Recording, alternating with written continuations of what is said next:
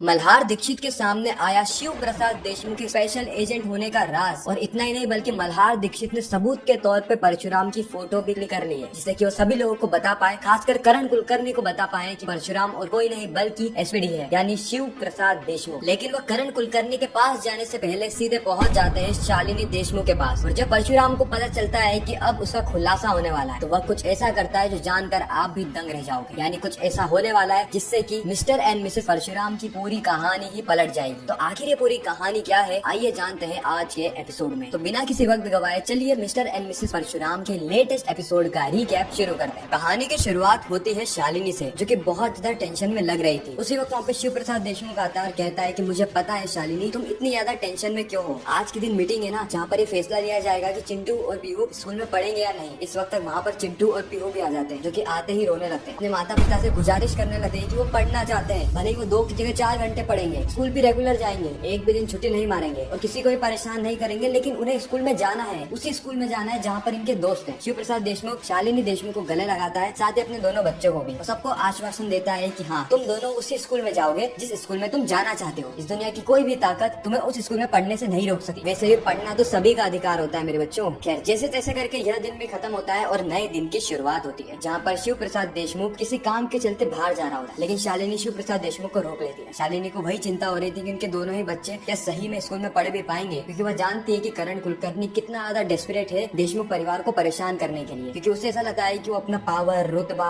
दौलत, शोहरत दिखाएगा तो हम लोग डर जाएंगे, अपने कनेक्शन के जरिए वो हम पे हमला कराएगा तो हम डर जाएंगे और केस को वापस ले लेंगे। लेकिन हम ऐसा बिल्कुल भी नहीं करने वाले। लेकिन हमारे बच्चों का क्या, हम तो चलो चीजें भुगत लेंगे, हमने जिंदगी भर बहुत सारे दुख दर्द हैं, लेकिन हमारे बच्चों की तो भी शुरुआत ही हो रही है ना। शिव प्रसाद देशमुख कहता है कि तुम टेंशन मत लो शालिनी, जो भी होगा अच्छा ही होगा। उसी वक्त हम देखते हैं चिंटू को, जो कि शिव प्रसाद देशमुख को स्टिकर लाने को कहता है। वो कहता है कि पा मेरे लिए स्टिकर लेते हुए आना। शालिनी कहती है कि क्या बार बार स्टिकर मंगा रखा है, कोई जरूरत नहीं है इसके लिए स्टिकर लाने की, हर जगह बस स्टिकर ही चिपकाता रहेगा। उसी वक्त चिंटू कहता है कि अभी तो महीने का आखिरी भी नहीं चल रहा है, तो अभी से ही पैसे नहीं है क्या हमारे पास। और यह बातें सुन के कहीं ना कहीं शालिनी की आंखें भर आती है। शालिनी कहती है कि पैसों की कोई भी बात नहीं है, और वैसे भी हम तुम पे खर्चा नहीं करेंगे तो और किस पे करेंगे। इस वक्त शिव प्रसाद देशमुख भी कहता है कि चिंटू बाड़ा, तूने इस बार कह दिया, लेकिन अगली बार मत कहना। अगली बार तेको जो भी चीजें चाहिए अपने पास से खुला आकर कहना, और तेरे पास तेको कभी भी किसी चीज के लिए मना नहीं करेंगे। और बच्चों के लिए तो हर माता पिता के पास पैसे आ ही जाते हैं। इसके बाद हम देखते हैं कि शिव प्रसाद देशमुख निकल जाता है कोई सामान लेने के लिए। जैसे ही वो बाहर जाता है, वह देखता है कि सामने और कोई नहीं बल्कि शालिनी के परिवार वाले, यानी मनीष दीक्षित, संकल्प और उसका भाई, ये तीनों ही आकर शिव प्रसाद देशमुख को घेर लेते हैं। ये तीनों के तीनों ही शिव प्रसाद देशमुख से एक जरूरी बात करने के लिए आए होते हैं। शिव प्रसाद देशमुख कहता है कि कहिए, आप मुझसे क्या कहना चाहते हैं, और वैसे भी आप यहाँ पर क्या कर रहे हैं। आप एक काम कीजिए ना, घर पे चलिए, घर पे शालिनी इंतजार कर रही है, और हाँ, हमारे हाथों की वो सस्ती चाय जरूर पीना। मनीष दीक्षित कहता है कि दामाद जी, आप हर बार हमें बेइज्जत क्यों करते हैं, हम यहाँ पर आपसे कुछ बातचीत करने के लिए आए। इतने में संकल्प कहता है कि मैंने आपसे कहा था कि शिव प्रसाद देशमुख हमेशा उल्टी ही बातें करता है, अरे इसको तो मारना चाहिए, हाथ पांव तोड़ देने चाहिए, और इसका तो मुंह भी फोड़ के रख देना चाहिए। उसी वक्त हम देखते हैं कि शिव प्रसाद देशमुख को इतना गुस्सा आ जाता है, इतना गुस्सा आ जाता है कि पहली बार वो संकल्प पे हाथ उठाता है, और ऐसा हाथ उठाता है कि संकल्प को समझ ही नहीं पड़ता कि वो है कहाँ पर। यानी 30 से 40 सेकंड के लिए उसका दिमाग काम करना ही बंद कर गया था। वो बस चुपचाप खड़ा हुआ था और गर्दन को ऐसे ऐसे करके हिला रहा था। ऐसा ही होता है जब कोई स्पेशल एजेंट इतना जोरदार तमाचा मारता है कि सामने वाले के असली पंजे सब ढीले हो जाते हैं। जो स्क्रू ढीला था वो स्क्रू ही निकल के बाहर गिर जाता है। संकल्प के साथ भी बिल्कुल ऐसा ही हुआ। इस वक्त तक शिव प्रसाद देशमुख कहता है कि मुझे पता है कि आप लोग यहाँ पर क्यों आए, आप लोग चाहते हैं ना कि हम लोग केस वापस ले लें। शायद आपको पता नहीं है कि हम लोगों के ऊपर क्या बीत रही है। आप लोग तब कहाँ थे जब मेरा बेटा चिंटू किडनैप हुआ, तब तो आपने उस करण कुलकर्णी के बेटे कबीर कुलकर्णी का विरोध नहीं किया। वो सारी सच्चाई आपको अभी हमारे टाइम पे याद आ रही है। और हाँ, मैं आपको बता दूं कि मैंने कोई भी गैर कानूनी काम नहीं किया है, बल्कि हमारे साथ गैर कानूनी काम हुआ है। वो आपका करण कुलकर्णी रिश्तेदार बन चुका है ना, आराध्या का ससुर बन चुका है। आप उससे कहिए कि उसने हमारे घर पे गुंडे क्यों भेजे थे, कितनी बार हम पे हमला कराया। शायद आपको यह नहीं पता कि कल के दिन जब मेरा जन्मदिन था और मैं अपने पूरे परिवार के साथ रेस्टोरेंट में गया था सालों के बाद, लेकिन वहाँ पर भी करण कुलकर्णी के गुंडों ने हमारा पीछा नहीं छोड़ा। वहाँ पर भी गुंडे मौजूद थे, और सिर्फ मौजूद ही नहीं थे बल्कि उन लोगों ने तो हम पे गोली भी चलाई। वो तो भला हो परशुराम का कि उसने हम सबको बचा लिया, आखिरी मौके पर आकर उन गुंडों को नस्त नाबूद कर दिया, नहीं तो हमारा क्या होता। इस वक्त तक मनीष दीक्षित के साथ आया हुआ एक और आदमी बहुत ज्यादा भड़क जाता है। वो इतना भड़क जाता है कि वो शिव प्रसाद देशमुख की कॉलर पकड़ लेता है। अब शिव प्रसाद देशमुख यहाँ पे अलर्ट हो चुका था। कोई भी स्पेशल एजेंट की अगर कोई कॉलर पकड़ ले तो वो उसकी सबसे ज्यादा बेइज्जती मानी जाती है। इसलिए शिव प्रसाद देशमुख कहता है कि कॉलर छोड़ो, आप मेरी कॉलर छोड़ो, लेकिन वह व्यक्ति कॉलर नहीं छोड़ता है। जिसके बाद शिव प्रसाद देशमुख उसका हाथ इस तरीके से मोड़ता है कि बेचारे का हाथ ही कुछ समय के लिए पैरालाइज हो जाता है। ये देखकर मनीष दीक्षित की आंखें चमक जाती है। एक कॉमन सा इंसान, एक 2 करोड़ का इंश्योरेंस एजेंट, आखिर उसके अंदर फाइटिंग की इतनी स्किल आई कहाँ से। एक तरफ तो उसने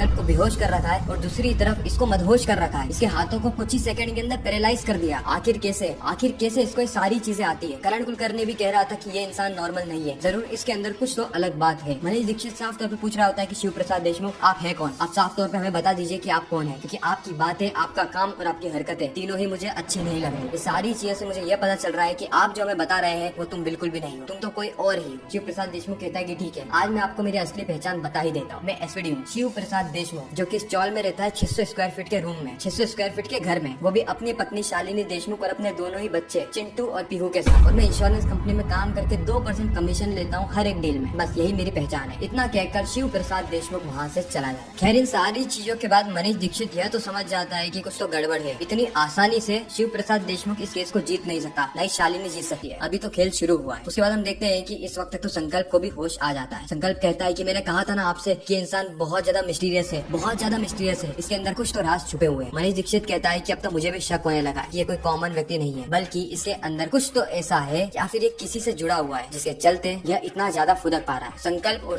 तुम दोनों चलो स्पेशल ब्रांच में। बात सुन के संकल्प डर जाता है, क्योंकि अगर आपको याद है तो कुछ एपिसोड पहले संकल्प को स्पेशल ब्रांच में पकड़ के ले गए थे। इतना मारा था, इतना धमकाया था कि उस बेचारे की हालत टाइट हो गई थी, लेकिन फिर भी वो अपनी हरकतों से बाज नहीं आया। संकल्प कहता है कि नहीं हम स्पेशल ब्रांच नहीं जाएंगे। मनीष दीक्षित कहता है कि मुझे एक शक पैदा हुआ है, वह शक को सुलझाने के लिए स्पेशल ब्रांच तो जाना ही पड़ेगा। अब मैं आपको बता दूं कि ये शक और कुछ नहीं बल्कि शिव प्रसाद देशमुख के ऊपर ही है। यानी मनीष दीक्षित को ऐसा लग रहा है कि शिव प्रसाद देशमुख और कोई नहीं बल्कि परशुराम है, या फिर परशुराम से जुड़ा हुआ है। तभी तो इसके ऊपर कोई मुसीबत नहीं आ पाती। वो स्पेशल ब्रांच वाले हर बार आकर करण कुलकर्णी के गुंडों से इसे बचा लेते हैं। वो सरकारी अफसर है, वो यूं ही किसी पे मेहरबान नहीं होते। इसीलिए ये तीनों निकल जाते हैं स्पेशल ब्रांच के लिए, ताकि वहाँ पर जाके पता लगा पाए कि क्या सही में इनका शक सही है, क्या शिव प्रसाद देशमुख ही परशुराम है। इस तरफ हम देखते हैं कि शिव प्रसाद देशमुख सारा ही सामान लेकर घर पे लौट आता है। वो देखता है कि घर पे मनीष दीक्षित और बाकी लोग नहीं है। लगता है उसे मुझसे ही बात करने के लिए आए थे और मुझसे बात करके चले गए। उसके बाद शिव प्रसाद देशमुख सारा ही सामान शालिनी को देता है और शालिनी से कहता है कि मिसेस मुझे तुमसे कुछ बात करनी है। शालिनी कहती है कि कहो ना शिव, क्या बात है। उसके बाद शिव प्रसाद देशमुख पूरी कहानी सुनाता है कि किस तरीके से उसके परिवार वाले शिव प्रसाद देशमुख से टकरा गए थे। शालिनी कहती मेरे परिवार वाले तुमसे टकरा गए थे, कहाँ पर। शिव प्रसाद देशमुख कहता है कि यही चौल के बाहर। लगता है कि वो घर पर नहीं आए, वो मुझसे मिले और वहीं के वहीं चले गए। शालिनी कहती है कि अजीब बात है, वो मुझसे मिलने ही नहीं आए। लगता है वो लोग मुझसे नाराज है करण कुलकर्णी के कारण। शिव प्रसाद देशमुख कहता है कि शालिनी तुम अपने निर्णय पे कायम रहना, ये लोग तुम्हें कितना ही ब्लैकमेल करने की कोशिश क्यों ना करें, लेकिन तुम अपना निर्णय मत बदलना। तुम जो भी निर्णय लोगी ना मैं उसमें तुम्हारे साथ हूँ। तुम गवाही देना चाहती हो तब भी मैं तुम्हारे साथ हूँ, नहीं देना चाहती तब भी यह शिव प्रसाद देशमुख तुम्हारे साथ है। उसी वक्त शालिनी देशमुख का कॉल आता है। ये कॉल और किसी का नहीं बल्कि भार्गवी कुलकर्णी का होता है। यानी भार्गवी कुलकर्णी अब बताने वाली है कि आज की मीटिंग में हुआ क्या, आज की यानी कल की मीटिंग में क्या हुआ, ये आज बताने वाली है। क्योंकि कल की मीटिंग में ये निर्णय सुनाने वाले थे कि चिंटू और पीहू को स्कूल में से टीसी मिलेगी या फिर स्कूल में पढ़ने वाले, लेकिन निर्णय सुना है उससे पहले ही यह एपिसोड यहाँ पे समाप्त हो जा रहा है। फिर आपको ये रिकैप कैसा लगा कमेंट सेक्शन में जरूर बताना। मैं मिलता हूँ किसी नेक्स्ट इंटरेस्टिंग वीडियो में, जब तक के लिए गुड बाय।